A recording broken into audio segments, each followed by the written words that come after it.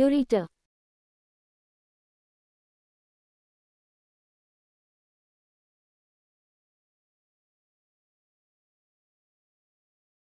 Congenital disease is multicystic dysplastic kidney.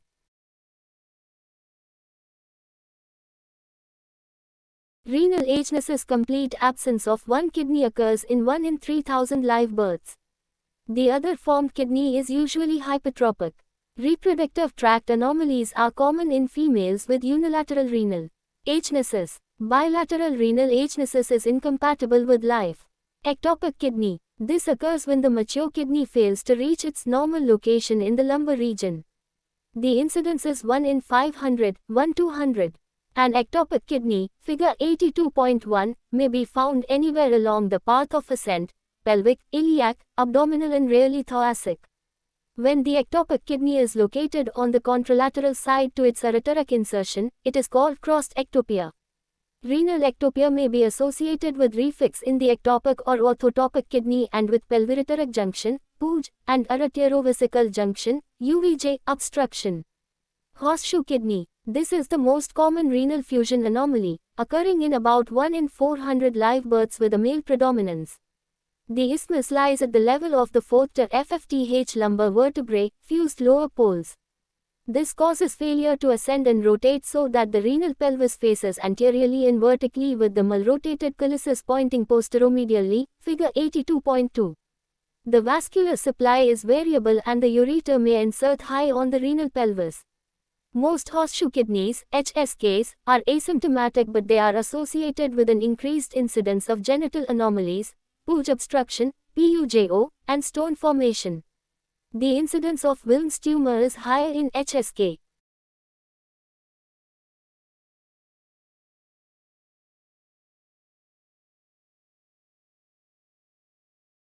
Multicystic dysplastic kidney. Renal agenesis, complete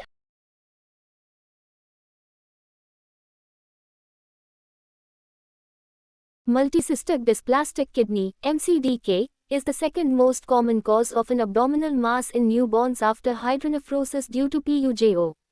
The unilateral incidence is 1 in 1,000-4,000 live births. It has a bunch of grapes appearance.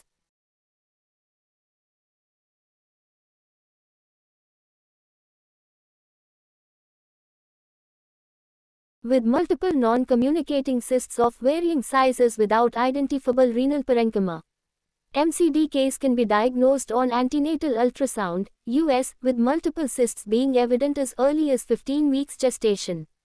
Isotope renal scan will show a photopenic area in the renal fossa with surrounding background activity. Newborns may present with a palpable renal mass, but nephrectomy is not necessary as the majority undergo involution within 5 years. Bilateral MCKD is incompatible with life. Ureteral duplication. Duplication of the ureter, figure 82.3, and renal pelvis is a common anomaly, with an incidence of approximately 1 in 150 births. Unilateral duplication is 6 times more common than bilateral. It is more common in females. The duplication may be incomplete, Y-shaped ureter, or complete. It is associated with vesicoureteric reflux, VUR, PUJO in ureterocele. Incomplete duplex ureters with A, Y, ureter arise when the ureteric bud bifurcates after its initial development from the Wolfram duct. Complete ureteric duplication occurs when there are 2 separate ureteric buds that develop into 2 separate ureters, which drain the upper and lower kidney moieties separately. The lower moiety ureter has a shorter submucosal tunnel and is prone to VUR. PUJO is more common with THE.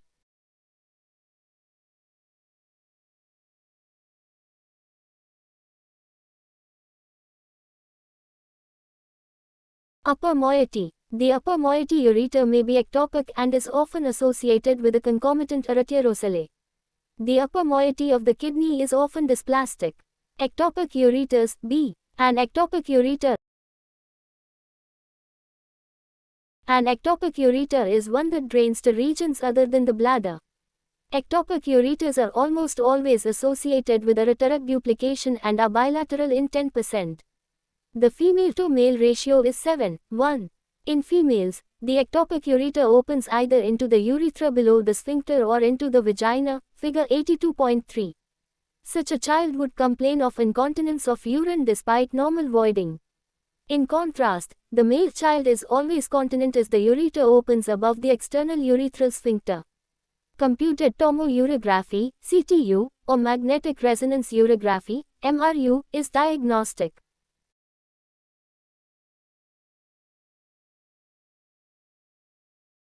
Arteriocellae. Arteriocellae is a cystic enlargement of the intramural ureter, which probably occurs as a result of atresia of the ureteric orifice. It has a female-to-male ratio of 4:1 and occurs below at figure 82.2.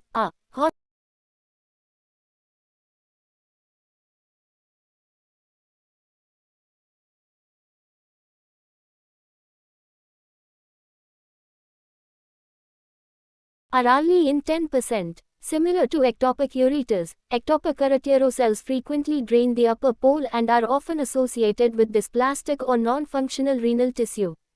In childhood, they usually present with infection. When large, they can obstruct the bladder neck or even the contralateral ureteric orifice.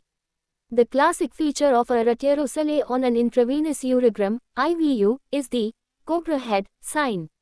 The treatment of simple arteriocells is surgical excision with reimplantation of the ureter.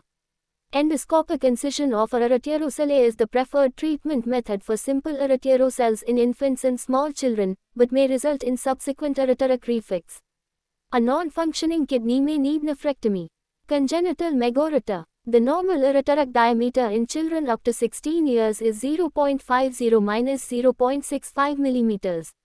If the ureter is dilated by more than 7 mm, it is classed as a dilated or megoureter. This may occur with or without obstruction or reflux. Most cases of megoureter with obstruction present in childhood with severe infections. Renal stones can form easily in the dilated systems.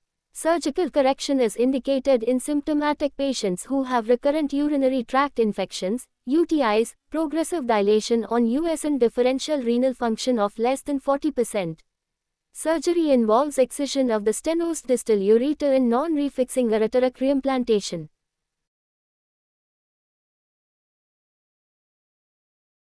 Retrocaval ureter. This is due to anomalous development of the inferior vena cava, IVC, with persistence of the posterior subcardinal vein. The right ureter passes behind the IVC rather than lying on its right side and may lead to ureteric obstruction, hydronephrosis and calculi. Most cases remain asymptomatic. Contrast imaging with IVU, CTU, MRU and diuretic renogram aid the diagnosis. The classic sign of a dilated upper ureter at L3 per liter 4 with proximal hydronephrosis and the ureter passing.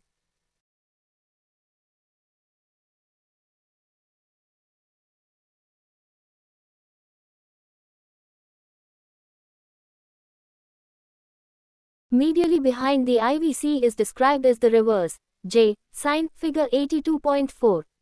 Surgical correction is indicated in symptomatic patients with ureterostomy or pyeloplasty depending on the level of obstruction.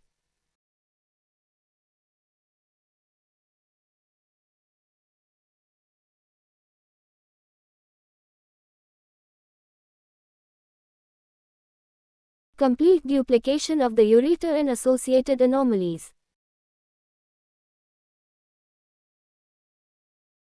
Lower moiety draining ureter, pelviureteric junction obstruction.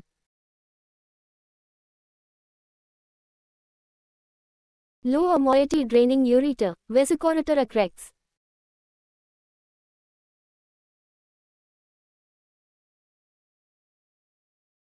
Ureter draining lower moiety inserts laterally and superiorly into the bladder.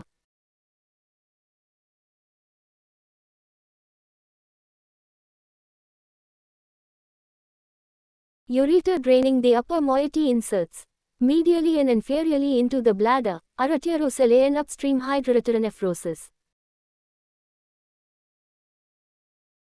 Upper moiety draining ureter, ectopic ureter drains below the sphincter in females and above the sphincter in males.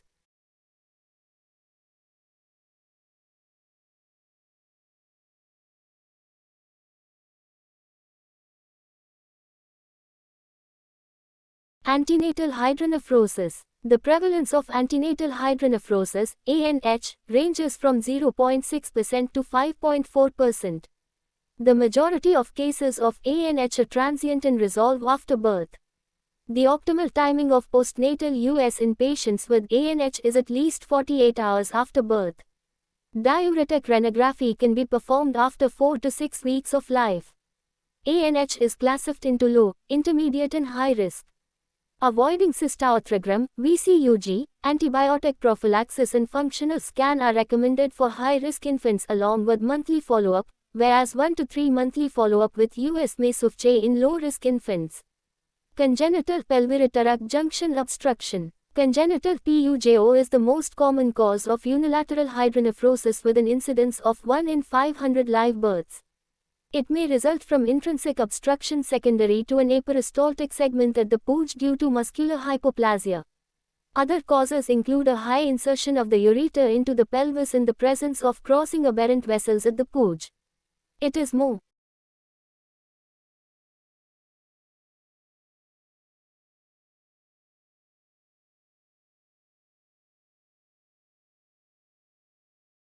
common in males and on the left side. Bilateral obstruction occurs in 10% of cases. Historically, PUJO presented as a palpable fang mass in an infant or a child, but most are now detected before birth with antenatal US. Older children may present with intermittent fang pain, UTI or a fang mass. Adults present with back or fang pain or recurrent pyelonephritis. Rarely, a patient may present with a history of severe fang pain following ingestion of large amounts of fluid, which is relieved after passing a large amount of urine, Dietz crisis. US may show symmetrical hydronephrosis in a dilated renal pelvis and can provide information on the severity of obstruction by measuring the degree of dilatation, parenchymal thickness and cortical echogenicity. Isotope diuretic renography is the current investigation of choice. Isotope uptake and washout of the isotope can be followed with time to produce a renogram curve. Usually, half of the peak isotope activity is cleared within 10 to 15 minutes, T1 half max. Renal cysts can be broadly classified into sporadic, acquired and genetic causes. Sporadic renal cysts. A rising curve following administration of furosemide, 81 half max of greater than 20 minutes and a differential function of less than 40% on the affected side is suggestive of significant obstruction and is an indication for surgical intervention, figure 82.5. CTU or MRU may also be used in the evaluation of PUJO. The Anderson-Hines dismembered pyeloplasty is the procedure of choice with a wide funneled, dependent anastomosis, maintaining good vascularity of the upper ureter and pelvis and excision of the redundant pelvis, figure 82.6. The indications for pyeloplasty are persistent pain, hypertension, hematuria, secondary renal calculi and recurrent UTIs. Endoscopic management in the form of endopyelotomy is reserved for post-pyeloplasty strictures.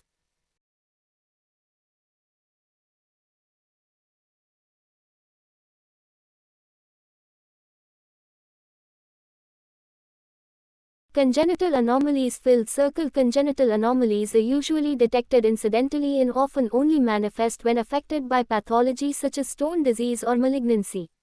Filled circle ectopic ureter should be suspected in a female child who presents with continuous incontinence of urine and also voids normally. Filled circle Weigerd Mayer rule. Filled circle the ureter that drains the upper moiety is at a more inferior and medial position and is prone to obstruction and dysplasia. Filled circle the ureter that drains the lower moiety is at a more superior and lateral position and is prone to EUR. Filled circle. Most cases of ANH are transient and resolve after birth.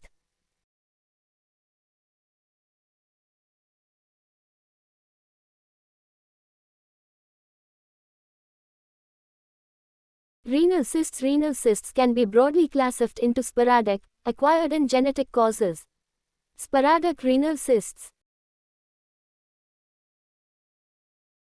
Sporadic renal cysts are usually benign. Cysts with thin, sharply defined walls and clear fluid content are known as simple renal cysts. This category of cysts may be diagnosed with certainty by US. Apart from a few thin septa, any variation in the nature of the fluid, thickness of the cyst wall or septa or the presence of either calcification or a solid nodule would require further imaging with either computed tomography, CT, scan or magnetic resonance imaging, MRI, to rule out cystic renal cell carcinoma, RCC. Bosniak proposed a 4-tiered classification of the malignant potential of cystic renal lesions. Category I cysts represent benign lesions that require no further follow-up, whereas categories 3 and IV have a higher probability of malignancy and require surgical excision. Category 2 cysts can be safely followed up. Acquired renal cystic disease. Most patients on hemodialysis develop bilateral renal cysts after 10 years. On follow-up, 1/5 of these patients with acquired renal cystic disease, ARCD, develop renal cancers. Genetic renal cysts. These cystic renal lesions have a known genetic inheritance. They are usually accompanied by involvement of other organ systems and present earlier in life than sporadic renal cysts.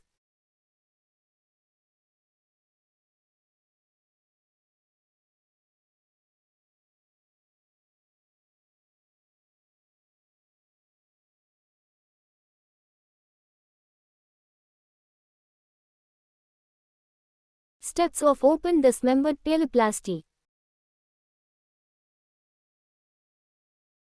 Prerequisite of a good pelvirectorac anastomosis. 1.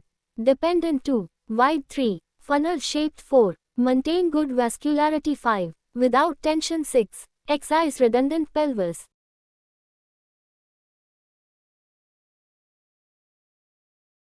Dilated renal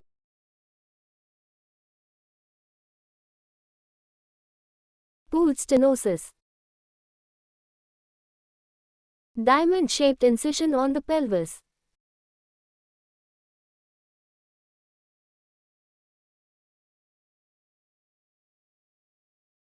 Excised diseased segment.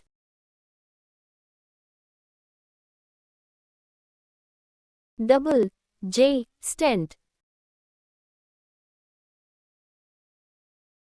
Lateral spatulation of the ureteral end.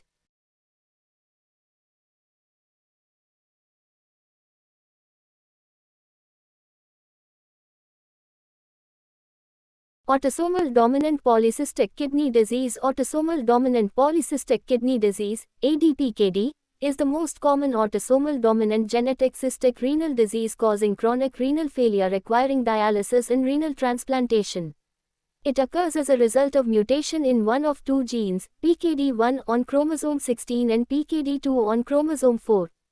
ADPKD gene loci can be identified in individuals with a family history before the development of cysts begins. This is helpful in screening a potential sibling for kidney donation. ADPKD has variable penetration and approximately 50% of affected individuals eventually develop end-stage renal disease, ESRD. Risk factors for the development of ESRD are filled circle early age of presentation, filled circle hypertension, filled circle male sex, filled circle ADPKD gene 1, filled circle African ethnic group.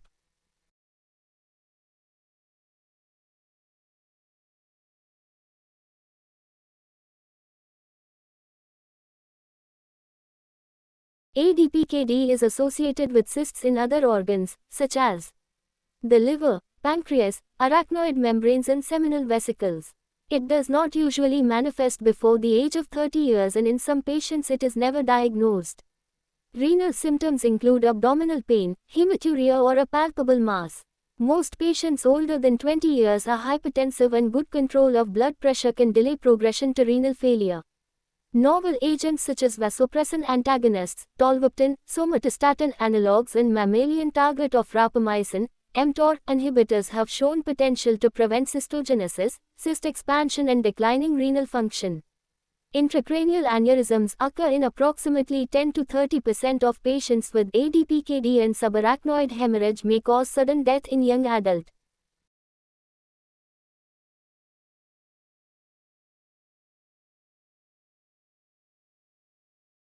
Renal cystic disease filled circle Bosniak renal cyst classification is used to grade cysts and probability of malignancy. Filled circle ADPKD, autosomal dominant, systemic disease. Filled circle rarely manifests before the fourth decade. Filled circle hypertension, abdominal pain, hematuria or a palpable fang mass are common presentations. Filled circle control of hypertension can delay progression.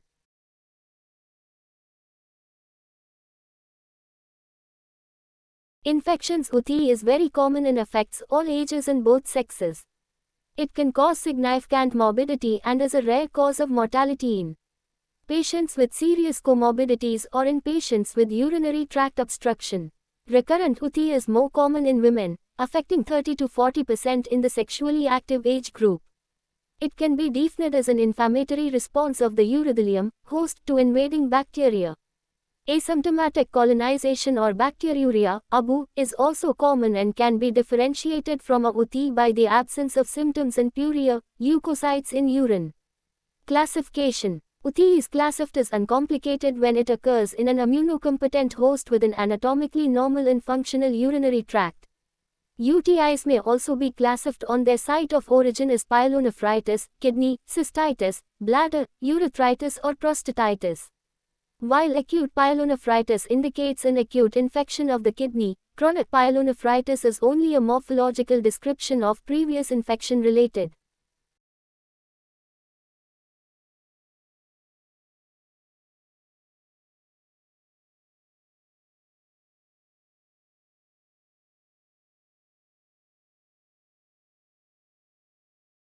Sequelae such as scarring in the kidney is seen on radiological or nuclear imaging. Acute pyelonephritis. This commonly occurs as a result of ascending infection from organisms in the lower tract, usually caused by gram-negative bacteria. Hematogenous spread may be seen in patients with diabetes and in immunocompromised hosts, people who inject drugs and patients with bacterial endocarditis. It is more common in females, especially during childhood, at puberty, after intercourse and during pregnancy. Acute pyelonephritis usually presents with fever, chills, fang pain, nausea and vomiting. Loin tenderness may be present. Symptoms may vary from mild to severe illness with septic shock and renal failure. Puria is almost always present and its absence in a patient with pyelonephritis may point towards an obstructed urinary tract. Urine and blood should be collected for culture. Escherichia coli and other gram-negative organisms are commonly responsible. Imaging is necessary when the patient is not responding to antibiotics to rule out pyonephrosis, renal abscess and obstruction. Renal US is often the FRST imaging modality used. Contrast-enhanced CT, CECT, typically shows decreased patchy opacification of the affected parenchyma. Pyelonephritis complicating pregnancy. The relaxing effect of progesterone during pregnancy causes arterial smooth muscle relaxation and dilatation, presumably predisposing pregnant women to ascending upper tract infections. It is associated with fetal growth retardation and preterm delivery. Therefore, all pregnant women must be screened in the FRST trimester for ABU because, untreated, a third of these patients will develop UTI. Lower tract UTI typically occurs in the FRST trimester whereas pyelonephritis most often presents in the second or third trimester with acute abdominal pain or premature labor. Pyelonephritis is more common in pregnant women with an underlying urological abnormality or diabetes. A renal US is indicated if response to treatment is poor. Antibiotic use during pregnancy is tailored to avoid fetal harm and typically includes fosfomycin, penicillins or cephalosporins.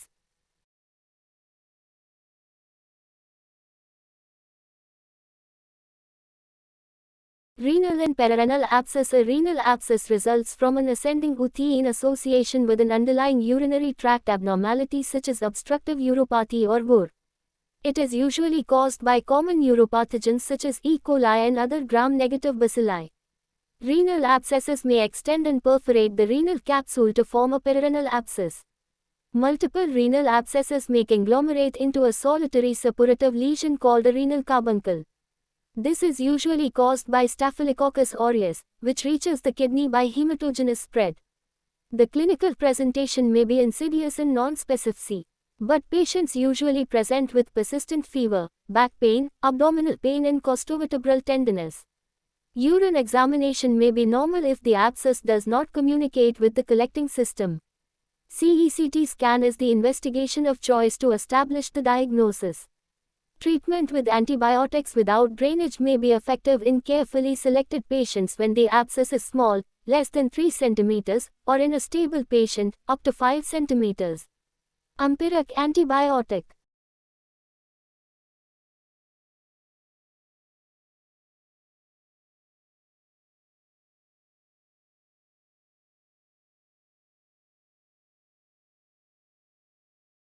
Therapy should be broad spectrum and should cover S. aureus and other uropathogens causing complicated UTI.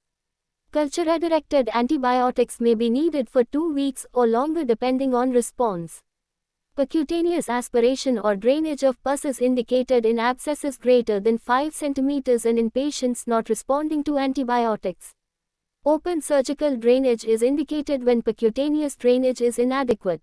Emphysematous pyelonephritis. This is an acute onset, rapidly progressive, possibly lethal form of pyelonephritis characterized by parenchymal necrosis and gas formation, caused by organisms including E. coli, Klebsiella pneumoniae, Pseudomonas aeruginosa and Proteus mirabilis. Most patients have diabetes, up to 90%, and they may have obstruction secondary to calculi or papillary necrosis. Increased glucose levels in those with diabetes may provide a substrate for carbon dioxide production from fermentation. Symptoms are suggestive of pyelonephritis and an abdominal mass may be palpable.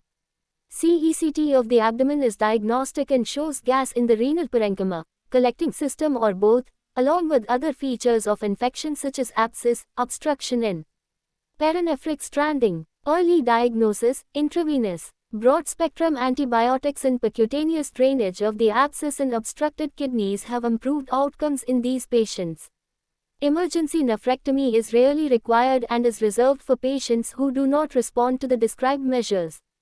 Xanthogranulomatous pyelonephritis. Xanthogranulomatous pyelonephritis (XGP) occurs with severe renal infection in an obstructed kidney and is usually associated with calculi, causing loss of function and parenchymal destruction.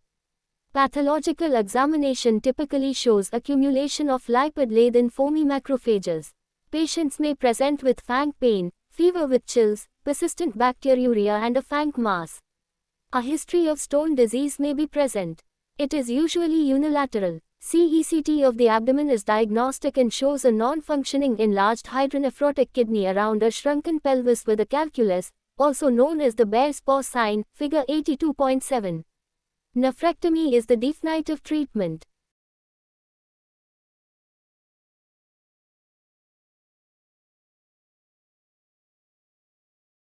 Xanthogranulomatous pyelonephritis with the bear's paw sign.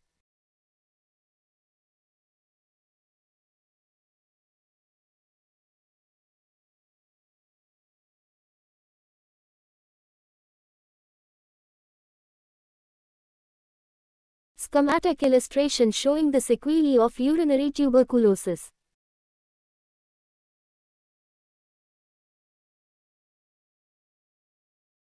Fuzzy calyx or moth-eaten calyx. Earliest radiological sign seen in an intravenous urogram, caused by microceration of the calyces.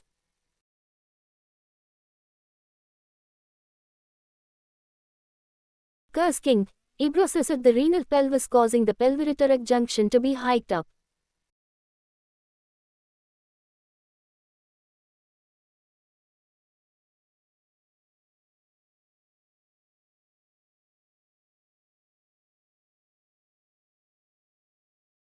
Putty kidney. Extensive dystrophic calcification involving all or most of the kidney, seen as calciate non-functioning renal tissue.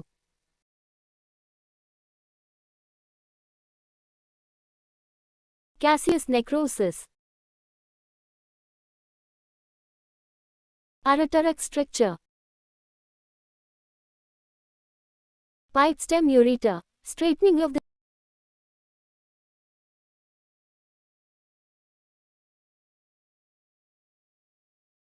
corkscrew ureter. Multiple annular strictures along the length of the ureter. Golf hole arteritic aureus. Arteritic aureases may become patulous and may be pulled up. Tubercles are infrequent in the bladder. Thimble bladder. Extremely small capacity bladder owing to ebrosis.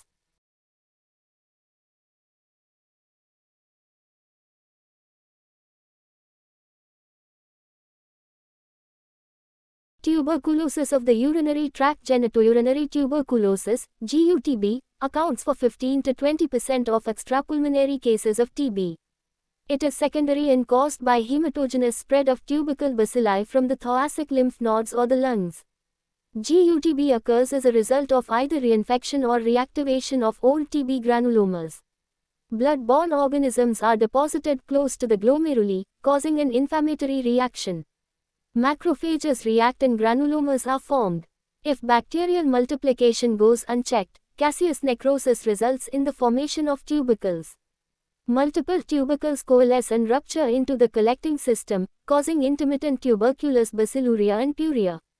The disease spreads through the collecting system with ulceration initially. When bacterial multiplication is halted by the immune system, sequelae due to fibrosis appear, figure 82.8. Tubercular obstructing or destructive lesions in the kidneys and ureters are responsible for renal function loss. Involvement of the bladder is secondary to renal disease. The disease gradually involves the bladder musculature, which is replaced by fibrous tissue, causing a decrease in the size and capacity of the bladder, thimble, bladder. Urinary bladder involvement is responsible for urinary frequency, which is the most common symptom of GUTB. Epididymal tuberculosis presents as a painless epididymal nodule, usually involving the tail of the epididymis, or a chronic discharging sinus in the posterior scrotal wall. Patients may present with urinary frequency, colicky fang pain, hematuria and, rarely, fever and constitutional symptoms. They may also present with symptoms suggestive of recurrent UTIs.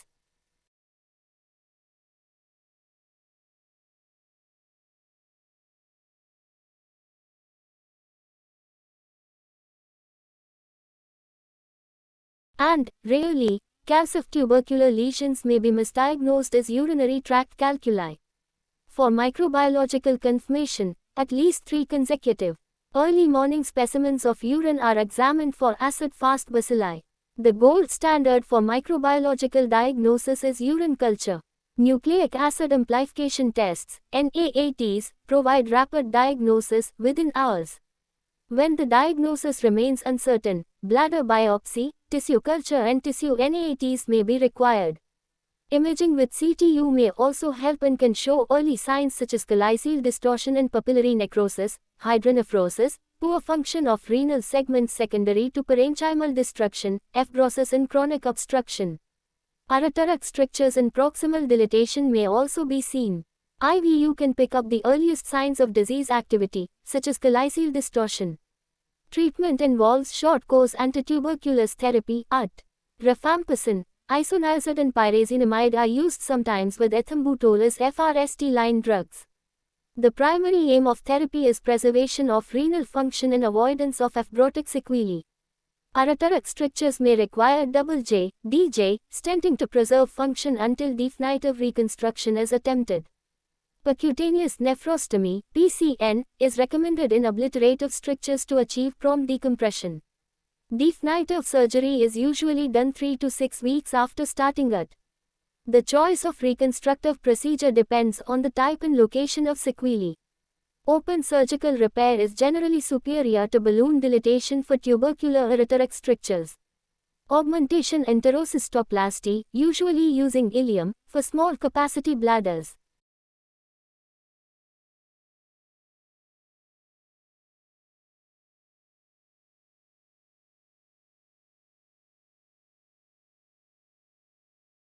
Arteritic reimplantation with or without a body FAP, bladder tube, for lower arteritic stricture and ileal replacement of the ureter for multiple long arteritic strictures may be required. Nephrectomy is done for major renal lesions with a poorly functioning kidney.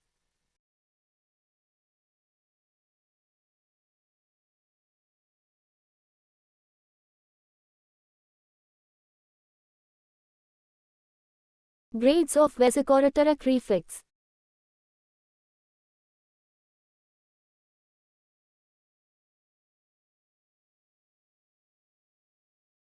Grade 1. Rex into undilated ureter.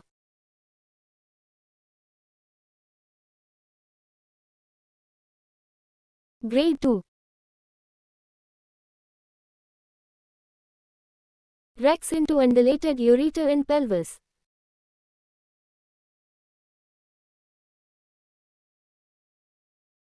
Grade 3. Rex causing mild to moderate dilatation of the ureter, renal pelvis and mild phonosele.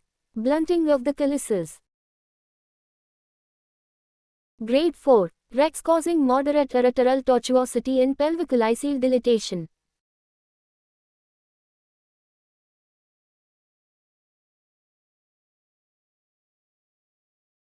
Urinary infection in childhood and vesicoureteric reflux. All children with UTI must be evaluated for underlying predisposing conditions as recurrent pyelonephritis can cause renal scarring and loss of renal function. UTIs account for 7% of childhood febrile illness. In the age group less than 3 months, it is more common in males, and in the age group greater than 1 year, it is more common in females. Structural and functional abnormalities of the urinary tract such as VUR and posterior urethral valves predispose to UTI. Reflux is considered primary when it is due to an incompetent UVJ and secondary when it is due to increased bladder pressure or outlet obstruction. Presenting symptoms in neonates and infants include febrile illness or sepsis and may not be localized to the urinary tract. The method of urine sampling, especially before toilet training, is crucial and may involve suprapubic aspiration or per urethral catheter collection. A bacterial count of 50,000 colony-forming units per milliliter is generally considered a positive culture result in children, although a lower count from a suprapubic aspirate in a symptomatic child is significant. The most important complication of UTI in a child is renal scarring secondary to renal parenchymal inflammation. US should be performed in all children, and children with recurrent UTIs or a FRST time UTI with pyelonephritis should be evaluated further. VCUG is the investigation of choice to diagnose reflux and should be performed in high-risk children, 99 meters. TC dimecaptosuccinic acid, DMSA, radionuclide cortical scan is the best modality to detect parenchymal lesions. VUR is present in approximately 30% of children with UTI and in up to 90% of children with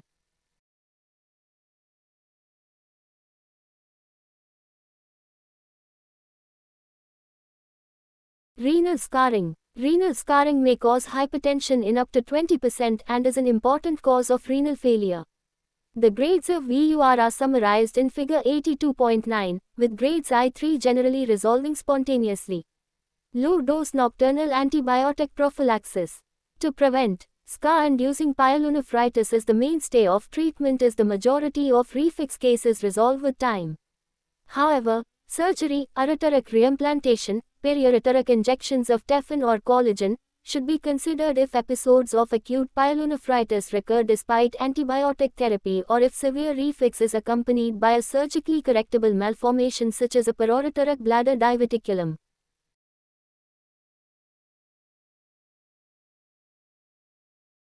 Infections. Filled circle UTI, inflammatory response of the urothelium, host to invading bacteria. Filled circle ABU, colonization of urine with bacteria with no evidence of inflammation.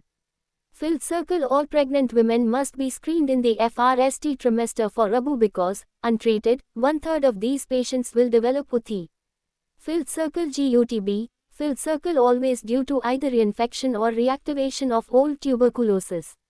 Filled circle urine examination, sterile puria in acidic urine. Filled circle close monitoring of upper tract during the initial phase of UTI and timely urological intervention may prevent renal loss. Filled circle UTI in children. Filled circle more common in girls after 1 year of age. Filled circle sample collection method is important to avoid contamination. Filled circle VUR occurs in 30% of children with UTI. Filled circle renal scarring is a possible long-term consequence.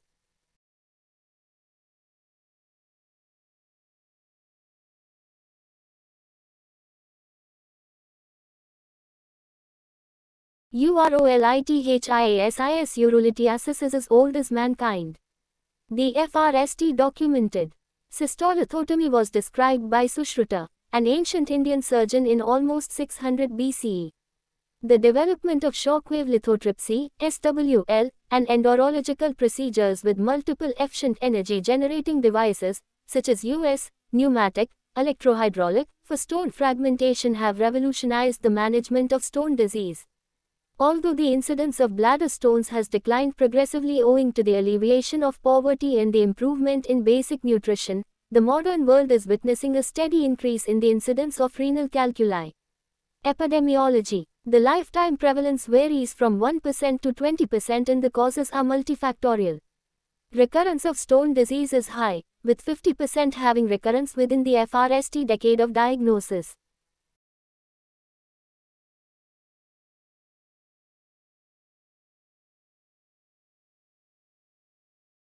Non-modifiable factors associated with stone formation. Filled circle age. The adult peak incidence in men is the 4th to 6th decade. Women have a bimodal peak in incidence in the 3rd decade and the postmenopausal period. Filled circle gender. Men are twice as likely to form stones. Filled circle ethnic origin. White people have a higher risk of stone disease than other ethnic groups. Recent evidence suggests that environmental and dietary factors may be more important than ethnic origin. Filled circle family history. Patients with a family history of stone disease are 2.5 times more likely to develop stone disease themselves.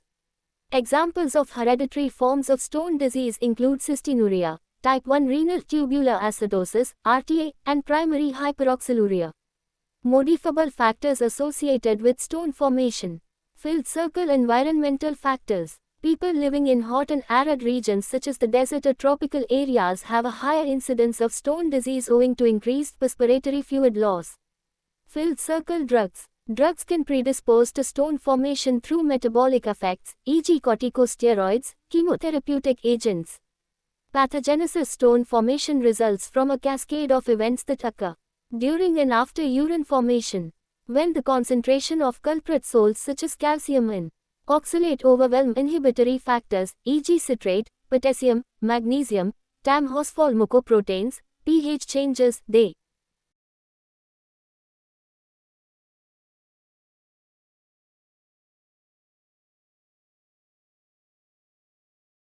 precipitate into crystals. These crystal nuclei may be washed off with the flow of urine or they may anchor onto sites like renal papillae to form Randall's plaques. Variations in the pH of urine may also facilitate or inhibit stone growth. Acidic pH precipitates the formation of uric acid stones and alkaline pH precipitates the formation of calcium phosphate stones.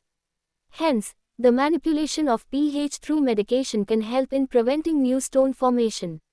Stasis of urine also promotes stone formation.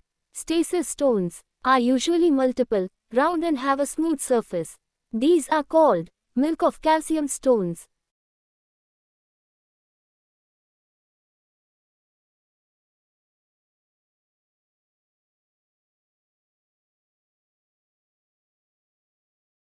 Types of stones. Calcium oxalate stones.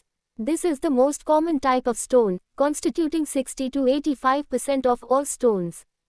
Hypercalciuria, hypercalcemia, hyperoxaluria, hyperuricosuria and hypercitraturia are known metabolic abnormalities that can predispose to its formation.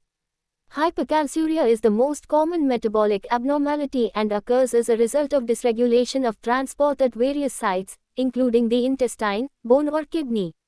Primary hyperparathyroidism is the most common disease associated with hypercalcemia and stone disease. Increased parathyroid hormone causes increased bone resorption and increased synthesis of 1,25-dihydroxyvitamin D3. This causes increased intestinal absorption of calcium, leading to hypercalcemia and hypercalciuria. Hyperuricosuria causes uric acid crystal formation, especially in association with acidic urine, over which calcium oxalate crystals aggregate. Calcium phosphate stones. Pure calcium phosphate stones are rare. Common forms seen are apatite and brushite stones.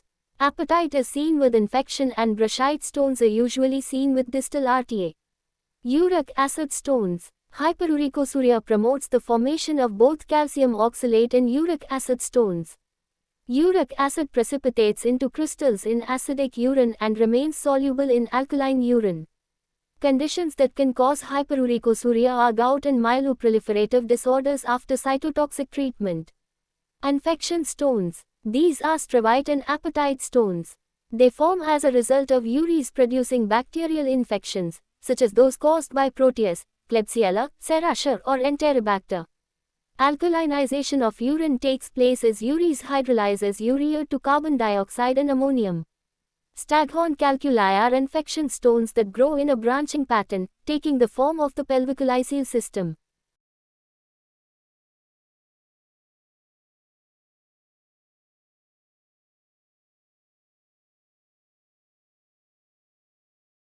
They can grow very large before clinical detection and cause significant morbidity, which includes loss of renal function owing to chronic infection and obstructive uropathy. Complete clearance of a staghorn calculus is necessary, as residual fragments after treatment can cause rapid recurrence and persistence of bacteriuria. Long-term chemoprophylaxis is mandatory for a few months after successful removal of infection calculus. Cystine stones. Cystine stones constitute approximately 1% of stones. Cystinuria is an autosomal recessive inherited disease that causes decreased reabsorption of cystine from the intestine and the proximal tubule of the kidney. Cystine is insoluble even at physiological pH and worsens with increasing acidity.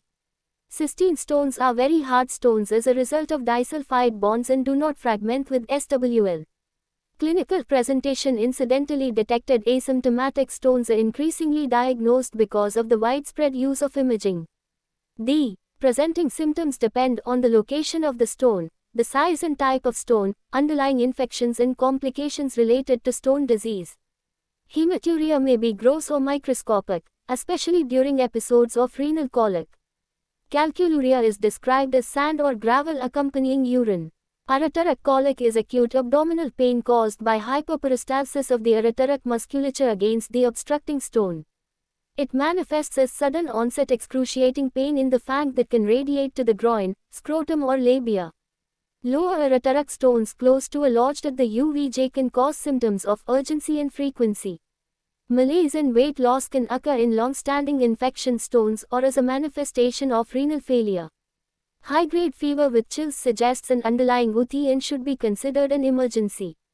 During history taking, information about risk factors such as diet, physical activity, fluid intake, history of urinary tract infections, gastrointestinal symptoms, previous surgical history, family history and previous treatment for stone disease should be inquired about.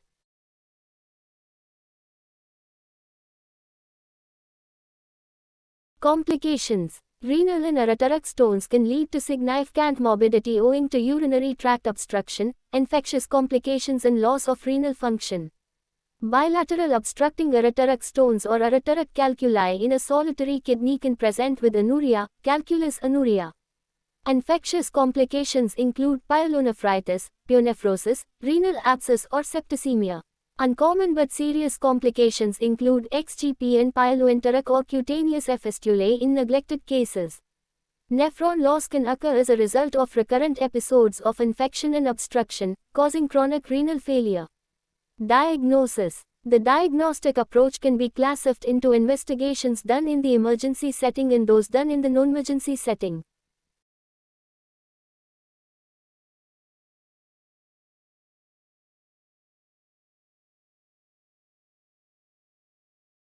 Approach to ureteric colic. The most common acute presentation of stone disease is ureteric colic.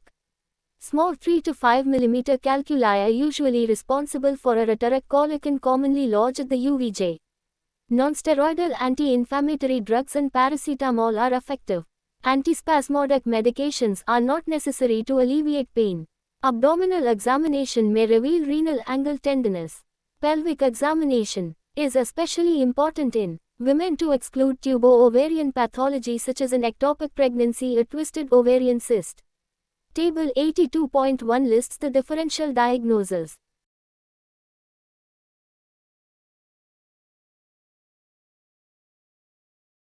Differential diagnosis for ureteric colic. Urinary tract. Filled circle clot colic. Filled circle anticoagulation therapy, hemophilia, vascular tumors. Filled circle papillary necrosis. Filled circle diabetes, NSAIDs, sickle cell disease.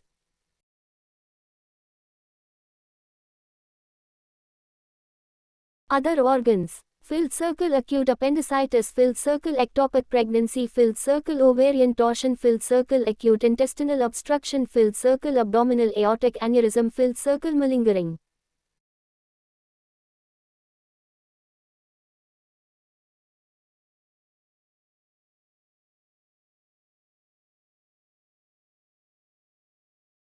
Investigations include urinary examination, blood examination and diagnostic imaging. The majority have microscopic hematuria and puria. Puria may be sterile puria or due to infection. An elevated leukocyte count suggests infection and may be an indication for starting antibiotics. Pregnancy should be ruled out. A radiograph of the kidneys, ureters and bladder in US are good FRST line tests. Non-contrast CT, NCCT, is the investigation of choice for the diagnosis of stones. It allows for diagnosis of both radio-opaque and radiolucent stones with the exception of indinavir stones. Most patients respond to medication to alleviate pain. However, if the pain does not reduce with analgesics, or if the patient shows features of sepsis or urinary obstruction, emergency urinary decompression should be planned. Blood and urine should be cultured in patients suspected of sepsis, and empirical broad-spectrum antibiotics should be initiated. If the patient is clinically unstable, initial stabilization in critical care may be warranted. Emergency urinary decompression may be done either with a Retarach stenting or with PCN. However, in the absence of infection, in a certain select group of symptomatic but surgically featuring patients, removal of stones may be possible by ureteroscopy. Metabolic evaluation. The extent of metabolic evaluation depends on the risk associated with the recurrence of stone formation. Urinary examination is done to look at crystals and pH. In the non-emergency setting, urine culture is performed if definitive management is planned. Blood chemistry for serum levels of calcium, phosphorus and uric acid are done to rule out hypercalcemia, hypophosphatemia and hyperuricemia.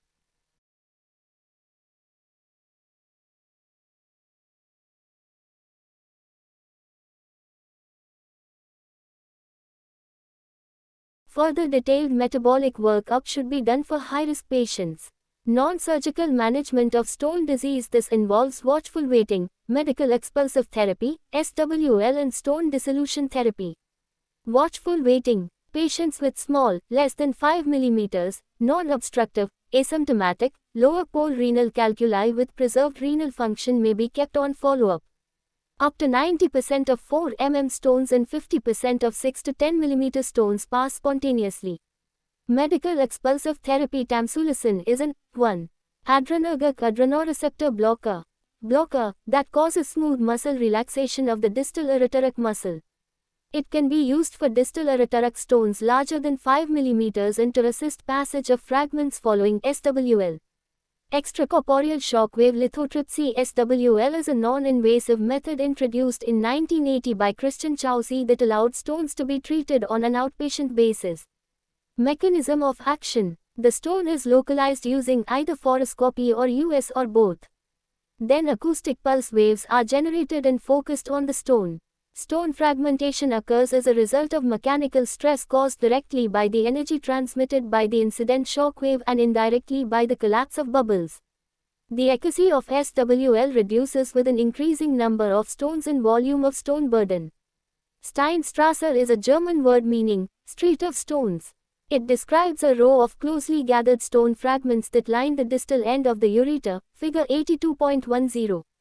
This occurs when the stone burden is high or when the stones are hard. These stones are usually asymptomatic and pass spontaneously, however, they may cause obstruction, requiring surgical intervention. Clinically insignificant residual fragments are residual stone fragments of 4 mm in size or less after treatment that are expected to pass spontaneously. However, 20 to 40% of these fragments may not clear and form a nidus for stone regrowth.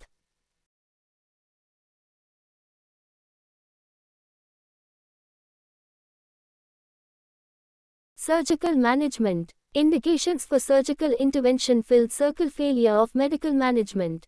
Filled circle impaired renal function. Filled circle chronic infection, Staghorn calculi, matrix calculi.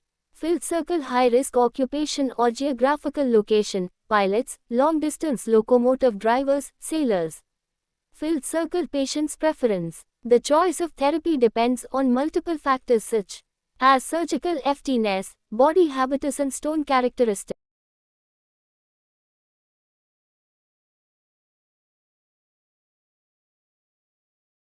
General principle is to choose the least invasive method possible for that particular stone. Endourology. Endourological procedures are the current preferred mode of treatment owing to their minimal invasive nature, technological advancements in instrumentation and more efficient energy sources for stone fragmentation. Current energy sources are pneumatic, US or laser lithotripsy. The type of energy source depends on the type of surgery and stone characteristics. Laser energy can be delivered via flexible instruments. Ureteroronoscopes, URSs, are long thin scopes that are used to remove ureteric and renal stones. They have working channels that allow for the introduction of energy sources, graspers and baskets. Current models are either semi-rigid or flexible scopes. A semi-rigid URS is usually used with a pneumatic lithotripter or laser energy device. Complications include ureteric perforation, avulsion and retropulsion. Ureteric avulsion can be avoided by careful use of baskets under vision. URSs can also be used in patients with bleeding disorders, with a moderate increase in complications.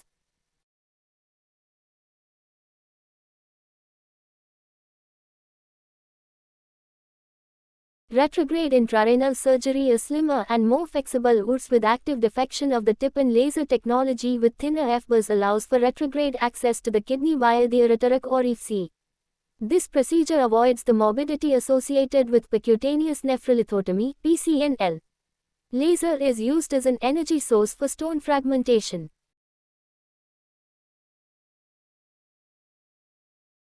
Indications for retrograde intrarenal surgery, RIRS, filled circle renal stones less than 2 cm. Filled circle lower pole calculi. Filled circle obesity. Filled circle musculoskeletal deformities, e.g. kyphoscoliosis, and renal anomalies, HSK or pelvic kidney. Filled circle bleeding diathesis.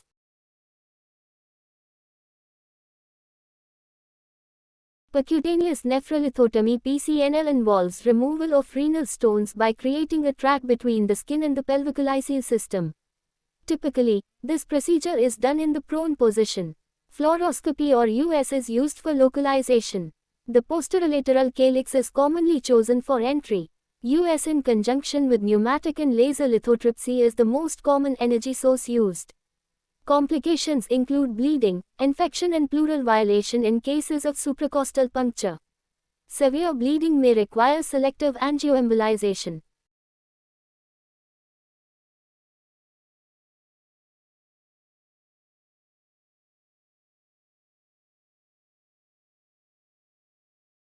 Indications for percutaneous nephrolithotomy: filled circle renal stones greater than 2 cm. Filled circle lower pole renal stones with anatomy that is unfavorable for SWL. Filled circle failed SWL or RIRS for renal calculi. Filled circle staghorn calculi. Contraindications to percutaneous nephrolithotomy: filled circle pregnancy. Filled circle untreated UTI. Filled circle bleeding diathesis. Filled circle current anticoagulation.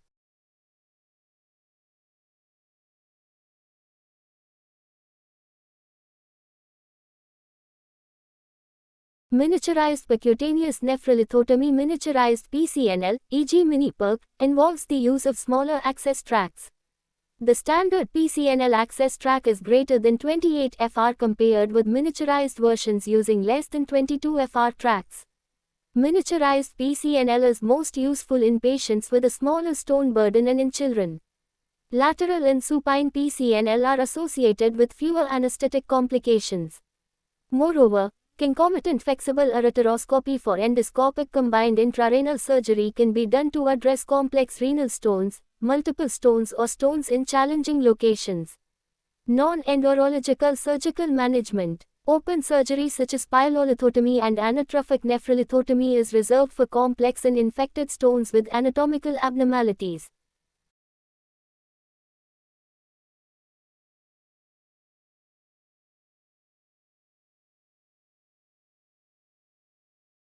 Prevention of recurrent stone disease. High-risk stone formers should be advised to follow preventive measures to reduce recurrence. General measures advised to all patients include filled circle fluid intake of more than 2.5 liters per day. Filled circle dietary calcium should not be restricted. Supplemental calcium, if necessary, should be taken at meal times. Filled circle reduce intake of animal protein and salt. Pregnancy. Renal colic is the leading cause of non-obstetric hospital admission in pregnancy. The physiological changes that take place during pregnancy include an increase in glomerular effiltration rate by 50%, increased excretion of calcium, uric acid and sodium, and increased excretion of inhibitors of crystallization such as citrate and magnesium. Urine pH is alkaline, and so the predominant stone type seen in pregnancy is calcium phosphate stones. US is the primary mode of investigation for renal colic. MRI can be used as a second-line investigation to define the level of obstruction. Most stones pass spontaneously. However, stones can cause loss of pregnancy and premature labor. Hence, emergency ureteroscopy is a reasonable FRST line option in well-selected distal ureteric stones. Internal stenting or PCN can be used in the interim, and a definitive procedure can be planned following childbirth. Pregnancy is an absolute contraindication to SWL. Children. See also Chapter 20. Stones are rare in children. Childhood urolithiasis is more common in males in the FRST decade and in young adolescent females. Calcium oxalate stones are the most common variety. Genetic disorders are seen in 17% of children with stones. They may be asymptomatic or may present with non-specific symptoms such as crying, irritability and vomiting. Diagnosis and treatment should be planned such that ionizing radiation is kept to a minimum. Indications for various modes of treatment are similar to those for adults.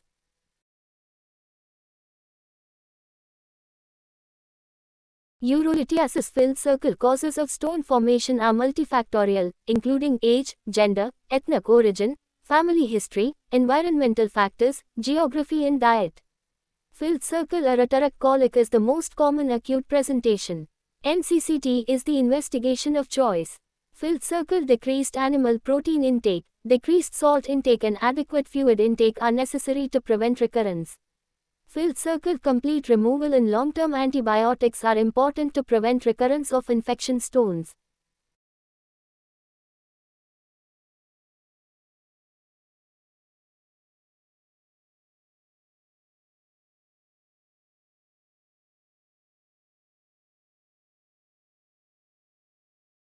Trauma to kidneys and ureters.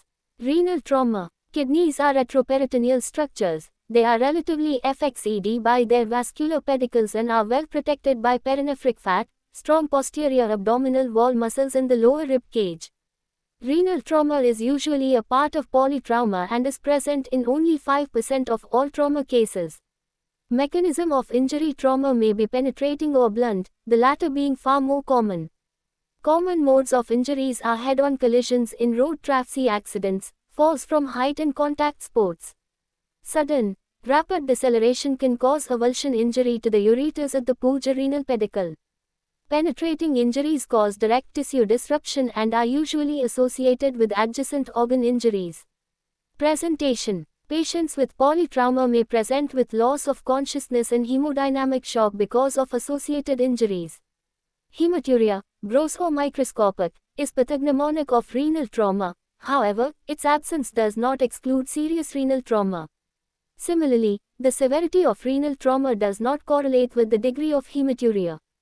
Trauma causing lower rib fractures with or without vertebral fractures and abdominal pain with fang contusions should raise suspicion about the underlying renal injury and should be evaluated further.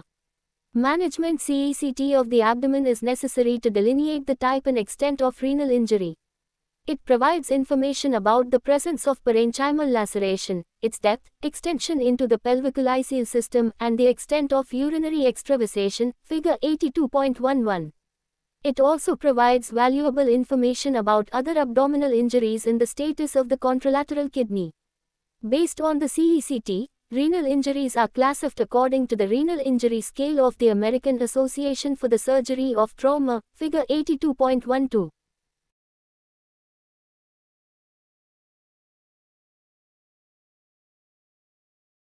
Common indications for CECT in abdominal trauma include filled circle abdominal trauma with gross hematuria, filled circle microscopic hematuria with hypotension, systolic less than 90 mm of mercury, filled circle rapid deceleration injury, filled circle children with microscopic hematuria, greater than 5 red blood cells, RBCs, filled circle all-penetrating injuries. Conservative management with close surveillance is sufficient in the majority of cases of isolated renal trauma. Lower grade injuries, sometimes including grade 4, can be managed conservatively with bed rest, antibiotics in case of penetrating injuries and serial hemoglobin estimation. Reimaging is usually done after 2 to 4 days in cases of falling hemoglobin levels, fever or expanding Fanck mass. Persistent urinary leak can be managed with an internal DJ stent or PCN.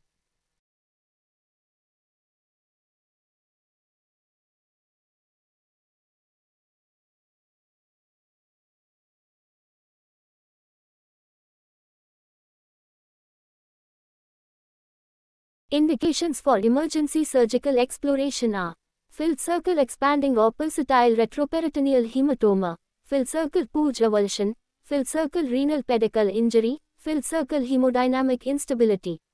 Ureteral trauma. Most ureteral injuries are iatrogenic and occur during surgery near the ureter.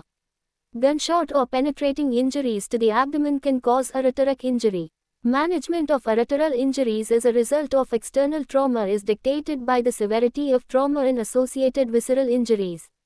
Iatrogenic ureteral injury. The overall incidence of iatrogenic ureteral injury varies between 0.5% and 1.0%. Hysterectomy accounts for most of these cases, followed by ureteroscopy.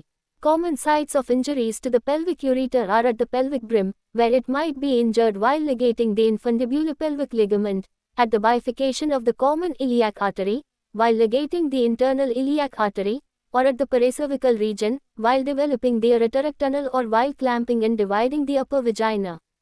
During open surgery, ureteral injury may be identified intraoperatively. However, most injuries, 70 to 80%, are identified postoperatively.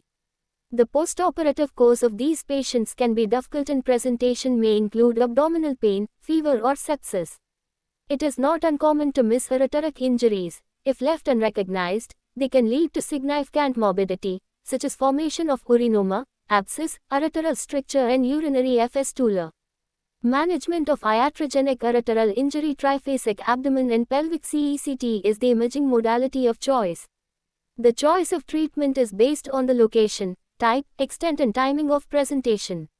If an injury is recognized intraoperatively or in the immediate postoperative period, it should be surgically repaired immediately. The viability of THE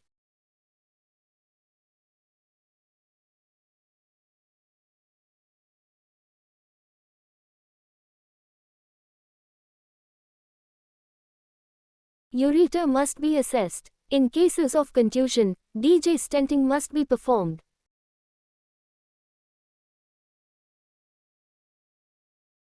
Class of cation of renal trauma.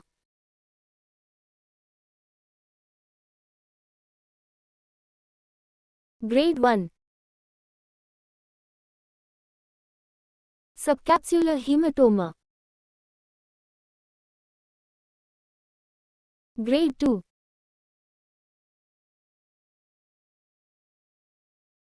Hematoma. Laceration less than 1 cm. Grade 3. Laceration greater than 1 cm.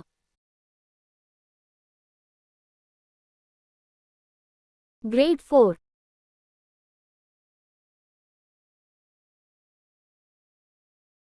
Laceration into collecting system.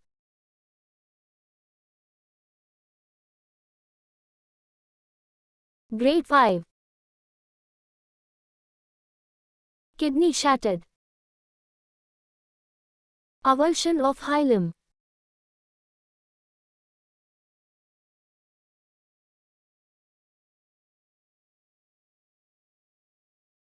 In cases of partial transection, primary repair over a DJ stent may be performed.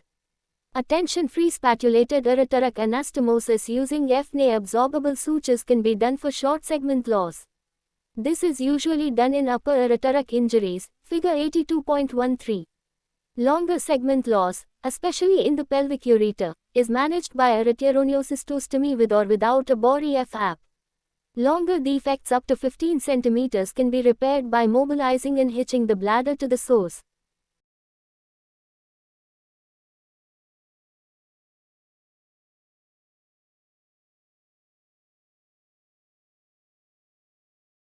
Major muscle, source hitch, with the Bori F-AP, figure 82.14.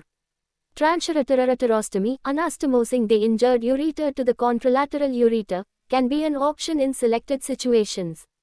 Delay in diagnosis would result in late presentation and delay the DEF-NITE repair by 2 to 3 months to allow resolution of urinoma and periureteric inflammation. In such situations, an initial endourological approach either with a retrograde ureteric stent or with PCN would decrease the morbidity associated with urinoma and help to preserve renal function.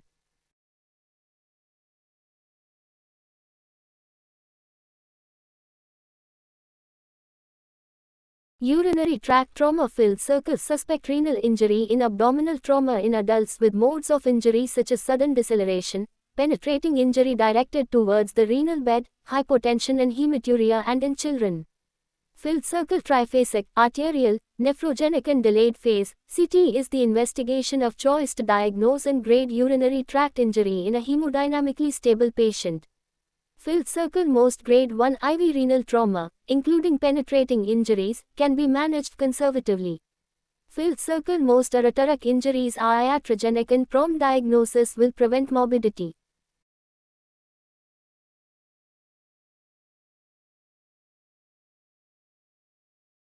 Tumors of the kidneys and ureters. Upper tract urothelial cancer. Primary urothelial neoplasms of the renal pelvis and ureter are rare. They account for less than 10% of all urothelial tumors. They are more common in adult men. Important risk factors are tobacco consumption, occupations in the dye, petrochemicals and rubber industries, analgesic abuse, high arsenic content in drinking water, exposure to cyclophosphamide and the presence of chronic inflammation. Chronic inflammatory conditions are also associated with squamous cell carcinoma.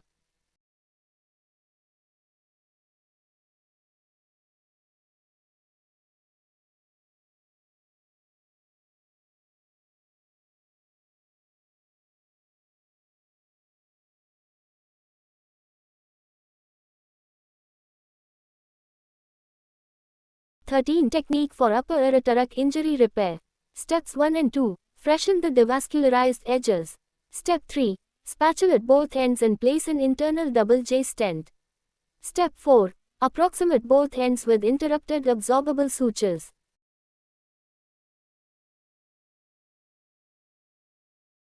Step 1. Ureteral mobilization, taking care to preserve periureteral adventitial tissue. Step 2. Excise unhealthy devascularized ends.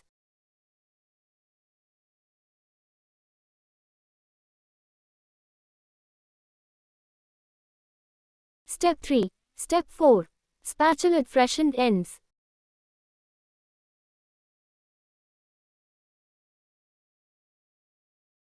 On opposite sides, place double J stent.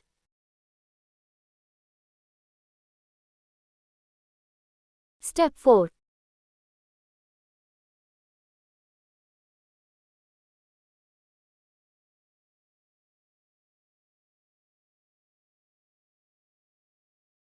Approximate with interrupted yen absorbable sutures without tension.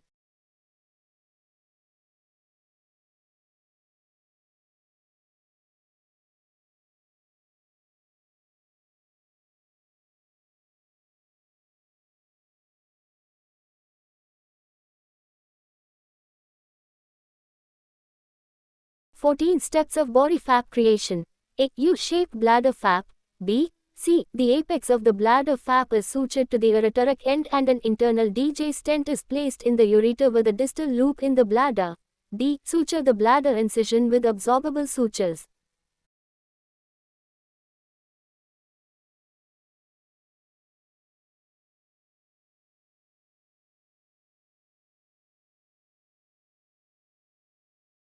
Presentation. Patients commonly present with gross hematuria, with or without fang pain and occasionally clot colic. Passage of long, slender, worm-like clots is suggestive of upper tract involvement. Patients with known bladder tumors should always be screened for upper tract tumors. Very few present with advanced constitutional symptoms and a palpable mass. Microscopic hematuria should be evaluated to exclude urothelial malignancy in the high-risk adult, chronic smokers, occupational exposure, older age population. Pathology. Both the PCS and the ureter have a thinner muscular layer than the bladder. Therefore, aggressive tumors of the upper tract can easily invade the muscle layers, hence, the prognosis is poor. Most of these tumors are caused by a FEL change, hence, tumors tend to be multifocal and may be associated with carcinoma in situ, CIAs, in normal-looking urothelium. This also explains the higher incidence of recurrence of tumors in the bladder after successful treatment of upper tract disease. Therefore, long-term bladder follow-up with cytology and cystoscopy is necessary. Histological grading is of great prognostic significance. Low-grade tumors follow a relatively benign course with multiple recurrences. High-grade tumors are potentially invasive with a poor prognosis. Histological variants, such as micropapillary, neuroendocrine, sarcomatoid and squamous tumors, have a worse prognosis.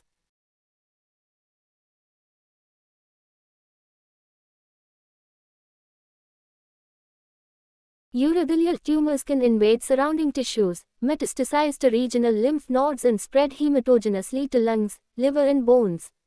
Squamous cell and adenocarcinoma are rare non-urothelial malignancies involving the upper tract. They usually present at an advanced state and have a very poor prognosis. Squamous cell carcinoma occurs predominantly in the renal pelvis.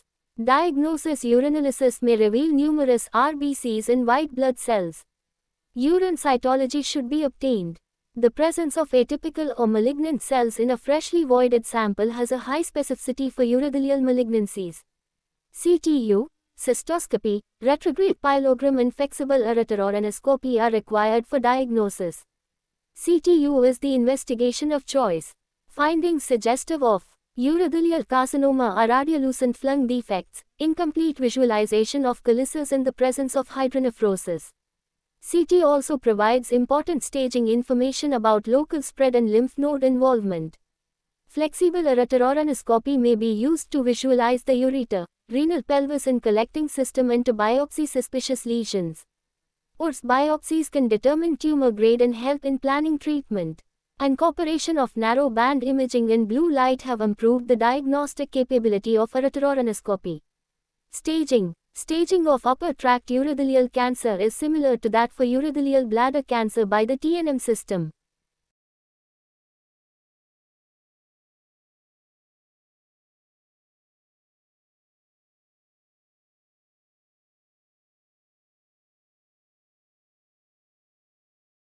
Prognostic factors: anafocal, small, less than 1 cm.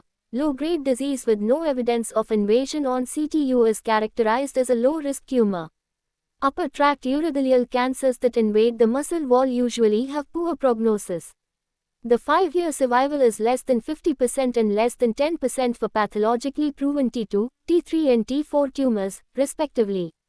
Management: the management depends upon the stage, grade and risk stratification. Low-risk localized tumors may be managed with endoscopic ablation or segmental excision. Kidney-sparing surgery is important in patients with solitary kidney, renal insufficiency and synchronous bilateral tumors. High-risk tumors warrant radical nephrorectorectomy, with bladder cuff resection with or without lymphadenectomy.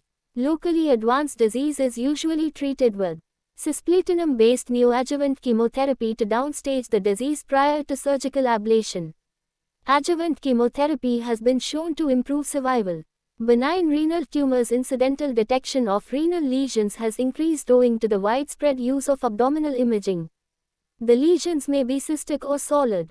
Solid renal tumors should be considered malignant unless proven otherwise. Renal oncocytoma thus derives its name from its cellular appearance on histopathology, where uniformly highly granular eosinophilic cytoplasm owing to abundant mitochondria, oncocyte, is seen. It accounts for around 5% of renal tumors. It appears as an enhancing mass on cross-sectional imaging and is difficult to differentiate from RCC. Both RCC and oncocytoma present at around the 7th decade and have a male preponderance. It coexists with RCC in approximately 10% of cases. The characteristic radiological features on axial imaging are the presence of central stellate scarring and a spoke wheel appearance in the angiographic phase. Nephron-sparing surgery, such as partial nephrectomy, should be the preferred option whenever feasible. The diagnosis is usually confirmed after removal. Histologically, it can be confused with chromophobe RCC, particularly the eosinophilic variant. They may be differentiated by the use of immunohistochemistry staining, where chromophobe RCC stains positive for CYTOKER-ATIN7.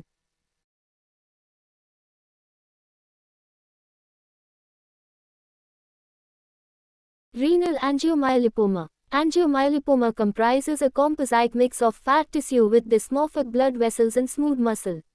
It is most often detected incidentally and has a female preponderance.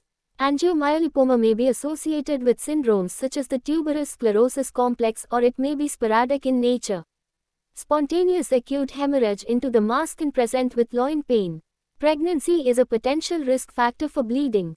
US shows a bright echogenic mass lesion on account of The high fat content. CT scan shows an intralesional fat density of -15 to -20 Hounsfield units, within the mass, which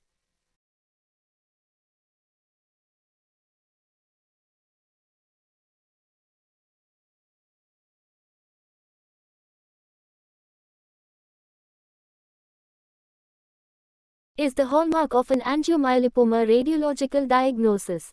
Management depends upon the size of the tumor, the risk of hemorrhage and the symptoms. Tumors less than 4 cm can be followed up.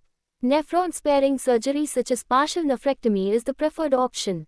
Angioembolization is the preferred modality of choice in the setting of acute hemorrhage. Drugs that inhibit this pathway, mTOR pathway, such as everolimus and sirolimus, have recently been shown to have excellent response rates in this subgroup of patients with the tuberous sclerosis complex who have activation of the tumorigenic mTOR pathway.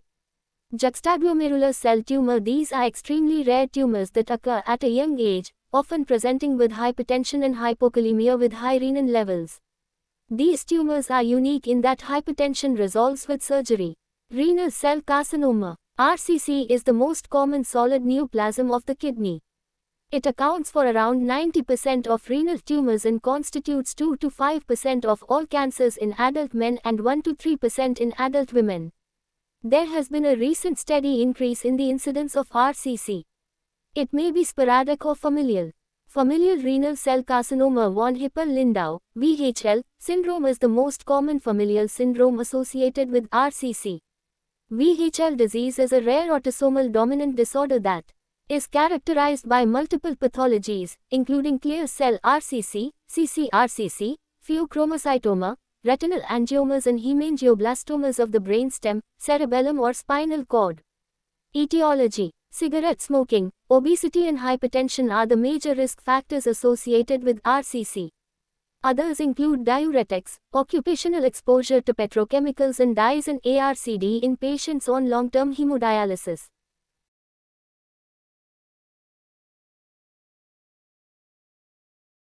Clinical presentation. The classic triad of fang pain, hematuria and a palpable mass is now uncommon as most renal masses are detected incidentally. Symptoms and signs may be non-specific. The most common presenting symptom is hematuria. Patients may have constitutional symptoms such as fever, malaise and weight loss in advanced disease. Advanced disease can present with bilateral lower limb edema or recent onset non-reducing right-sided varicocele owing to thrombus in the IVC. Paraneoplastic syndromes, PNSs, are found in up to 1/3 of patients with RCC. The most common PNS is an elevated erythrocyte sedimentation rate, ESR, followed by hypertension, anemia and hypercalcemia. Up to a quarter of the patients may have evidence of metastatic disease on presentation. The most common site of metastasis is the lung and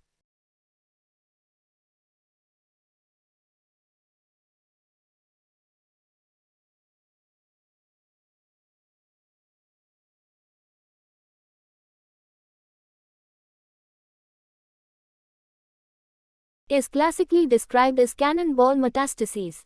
Metastases may occasionally present as pathological fractures. Pathology: CCRCC is histologically an adenocarcinoma arising from the proximal renal tubular epithelium. They are slow-growing and bulge out of the renal contour, figure 82.15. Most are solitary, but bilateral and multiple tumors are found in familial RCC. The prognosis of CCRCC varies depending on various histopathological features, such as nuclear grading. Other histological variants are papillary RCC, chromophobe RCC and, rarely, collecting duct carcinoma and renal medullary carcinoma. Table 82.2 summarizes the salient features of subtypes of RCC. The tumor can spread directly, invading the perinephric tissue through the capsule or at times directly extending into the renal vein as a tumor thrombus. Vein wall invasion is associated with poor prognosis. Diagnosis: laboratory findings. Evaluation should include blood count, ESR, serum creatinine, liver function tests, lactate dehydrogenase, LDH, corrected serum calcium, coagulation markers and urine analysis. Increased alkaline phosphatase should prompt further investigation to rule out liver and skeletal metastases. LDH is useful in risk stratification of metastatic disease.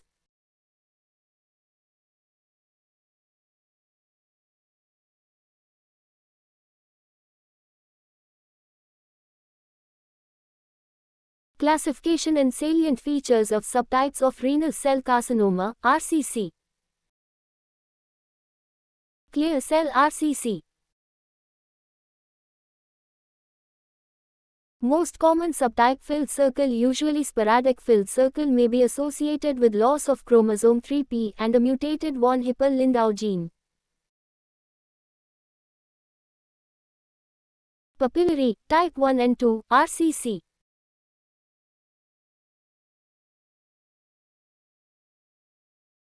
Second most common: filled circle. Usually sporadic but may be familial. Filled circle type 1 tumor has a better prognosis than type 2.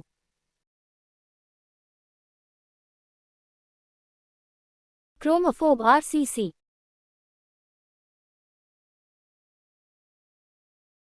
Usually sporadic but may be familial. Filled circle, good prognosis. Collecting duct carcinoma. Uncommon, 1–2%, filled circle. Aggressive tumor. Filled circle arises from the renal medulla, hence centrally located tumor. Renal medullary carcinoma. Rare, less than 0.5%, filled circle. Very aggressive. Filled circle associated with a younger age and sickle cell trait. Filled circle. Centrally located tumor. Radiological investigations. Although US can diagnose the tumor, triphasic CECT is the investigation of choice for diagnosis and staging. RCC typically shows contrast enhancement after contrast injection, a change of greater than 15 who is considered significant. The CT also provides additional information on the function of the opposite kidney, primary tumor extension, venous involvement, enlargement.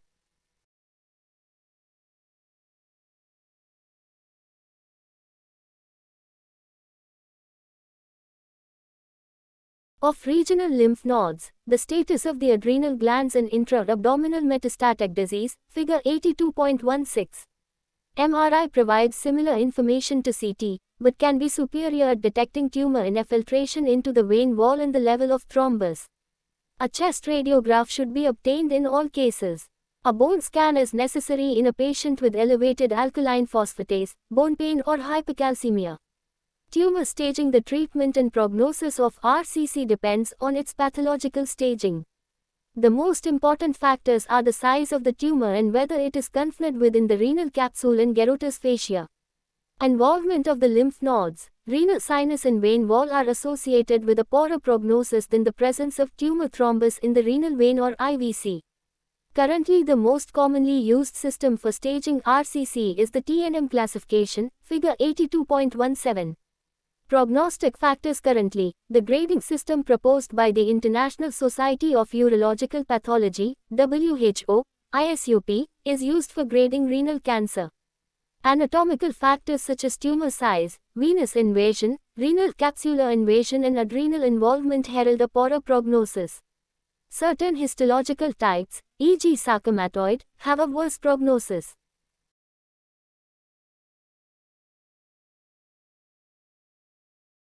Management. Nephron-sparing surgery. Radical nephrectomy remains the gold standard treatment for localized disease. However, with the recent increase in incidental detection of small renal masses, tumors less than 4 cm, more nephron-sparing surgery is being performed. Partial nephrectomy should be the treatment of choice in tumors less than 4 cm, in well-selected tumors between 4 and 7 cm, in bilateral tumors, in tumors in solitary kidneys and in patients with pre-existing renal dysfunction. Minimally invasive techniques by laparoscopy or robots have reduced postoperative morbidity. Because of the limitation of ischemia time, minimally invasive techniques should be reserved for tumors with non-complex anatomy, as predicted by nephrometry scores. Alternative techniques such as surveillance, cryoablation or radiofrequency ablation of small renal tumors may be offered in patients with high surgical risk, e.g. elderly patients, patients with multiple comorbidities. Active surveillance is based on the fact that most incidental tumors detected in the elderly grow slowly and have a low chance of local invasion or metastasis. Radical nephrectomy. Classically, radical nephrectomy involved removal of the figure 82.16 contrast-enhanced computed tomogram showing a left renal mass with left renal vein thrombus extending into the inferior vena cava, IVC, hypotenuate.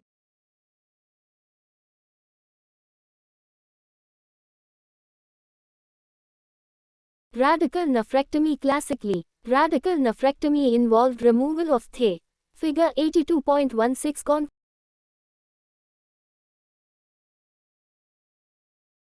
entire kidney enclosed in Gerotus fascia with the ipsilateral adrenal gland and regional lymphadenectomy. Most are now performed laparoscopically and the adrenal is spared if there is no involvement on CT, MRI. Lymphadenectomy is indicated only in high-risk patients with large primary tumors and enlarged lymph nodes.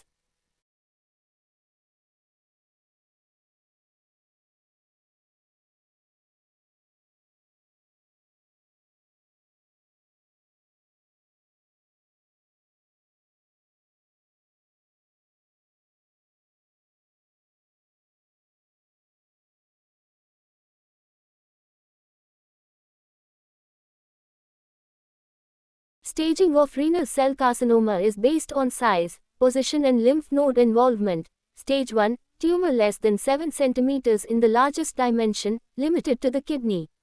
Stage 2, tumor greater than 7 cm in the largest dimension, limited to the kidney. Stage 3, tumor in the major veins or adrenal gland with intact Gerotus fascia, or regional lymph nodes involved. Stage 4, tumor beyond Gerotus fascia.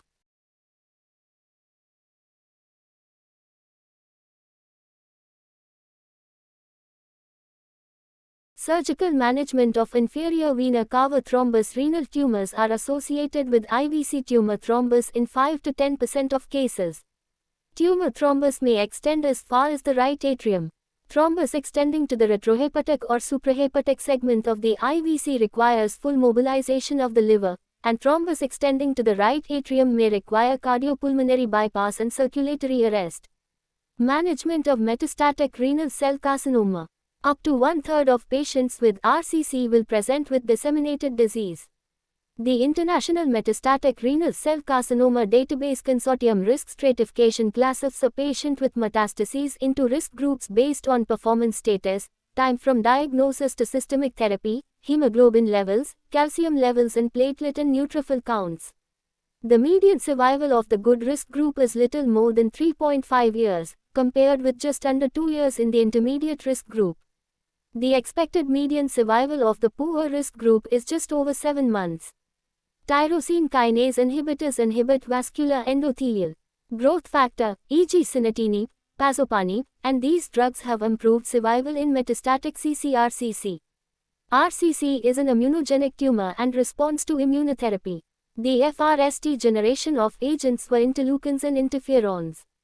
More recently, targeted therapy in the form of immune checkpoint inhibitors and anti-programmed death-1, programmed death ligand-1 inhibitors have been used. Cytoreductive nephrectomy may be beneficial in good and intermediate risk patients. Palliative nephrectomy may be considered for intractable hematuria, pain and symptomatic.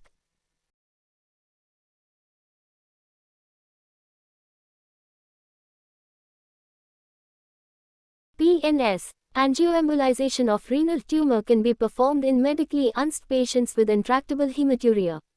Wilms tumor. See also Chapter 17. This is the most common tumor of childhood, accounting for 5% of all childhood cancers. They are bilateral in 5% of cases and familial in 1%. The tumor has mixed elements derived from the embryonic nephrogenic tissue, namely blastemal or undifferentiated tissue, epithelial tubules and stroma. The typical presentation is a child aged between 1 and 4 years of either gender with a large, palpable abdominal mass that may cross the midline. It may also be associated with hematuria, hypertension, fever and weight loss. Pain is relatively uncommon. The large tumor can rupture and present as an acute abdomen. Other causes of renal masses include neuroblastoma, congenital mesoblastic nephroma, RCC, clear cell sarcoma and rhabdoid tumor. US can confirm the renal origin and solid nature of the mass. Further definitive imaging with either CECT or MRI is necessary to stage the disease.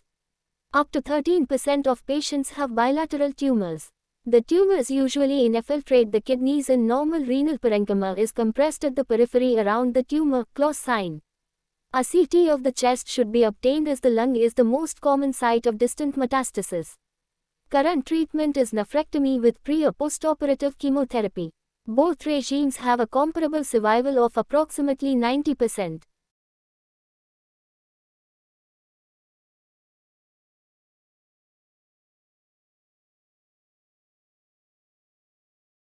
Tumors of the kidney and ureters filled circle rule out urothelial malignancy in high-risk adults, chronic smokers, occupational exposure, older age, with microscopic hematuria.